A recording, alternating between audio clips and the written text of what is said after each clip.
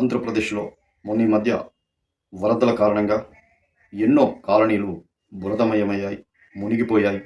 మరి పంట నష్టం, మరి ఇంట్లో ఆస్తుల నష్టం, అసలు ఇంట్లో ఏమీ లేనటువంటి పరిస్థితి, అన్నీ కొట్టుకుపోవడం, చెడిపోవడం జరిగింది. ప్రజలంతా చాలామంది చాలా ప్రాంతాల్లో ఇబ్బందులు పడుతుంటే, సెలబ్రిటీలు మాత్రం చాలామంది 1,50,00,000, 25,00,000 వాళ్ళకు తోచిన సహాయాన్ని మాత్రం ఇటు ఆంధ్రప్రదేశ్కి, తెలంగాణకి మరి వాళ్ళు చెక్కుల రూపేణా సీఎంలకు అందజేయడం జరిగింది.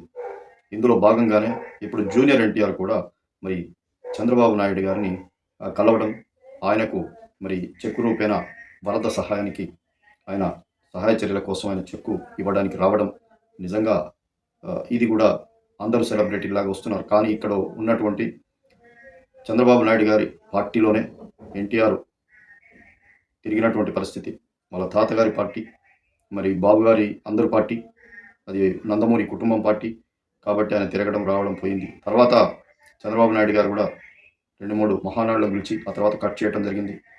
మరి ఆ తర్వాత జరుగుతున్నటువంటి బాలకృష్ణ గారు కూడా మరి మెల్లగా కళ్యాణ్ రామ్ని దగ్గరికి తీస్తున్నట్టు, ఎన్టీఆర్ని కొంచెం అవాయిడ్ చేస్తున్నట్టుగా కూడా అన్ని సభల్లో అక్కడక్కడ మాట్లాడటం జరిగింది. మనకందరికీ తెలుసు. ఇప్పుడు మరి అవన్నీ కూడా ఎన్టీఆర్ ఏవి కూడా మొన్నటి ఎలక్షన్లో కూడా ఎన్టీఆర్ని పిలవకపోవడం, దేనికి కూడా పార్టీకి సంబంధించిన కార్యక్రమాలకు ఎక్కడ హాజరు కాకపోవడం, ఆయన్ని పట్టించుకోకపోవడం జరిగింది. కానీ ఆయన అభిమానులు మాత్రం చంద్రబాబు నాయుడు మరి పిలవట్లేడని, లోకేష్ పట్టించుకోవట్లేడని, బాలకృష్ణ పిలవట్లేడని చాలామంది విమర్శలు సోషల్ మీడియాలో చేస్తున్నారు. కొంతమంది అవును లోకేషే నాయకుడు, చంద్రబాబే నాయకుడు, ఆయన వస్తే వీళ్ళని మరి కొంత తక్కువ భావనగా చూస్తారు అభిమానులైనా ప్రజలైనా అనే భావన కొంతమంది సోషల్ మీడియాలో పెట్టడం.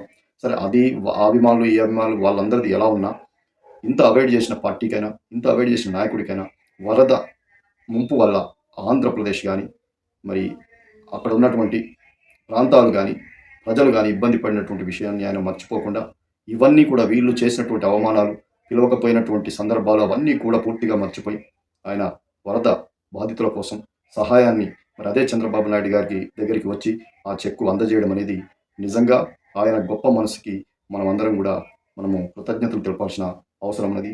ఇది నిజంగా ఎన్టీఆర్ గ్రేట్ అనే ఆంధ్రలో ఉన్నటువంటి మరి అన్ని ప్రజలు కూడా, వైసీపీ కాదు ఇది కాకుండా ప్రజలందరూ కూడా ఈరోజు ప్రతి ఒక్క వాడవాడలో అనుకుంటున్నటువంటి పరిస్థితి.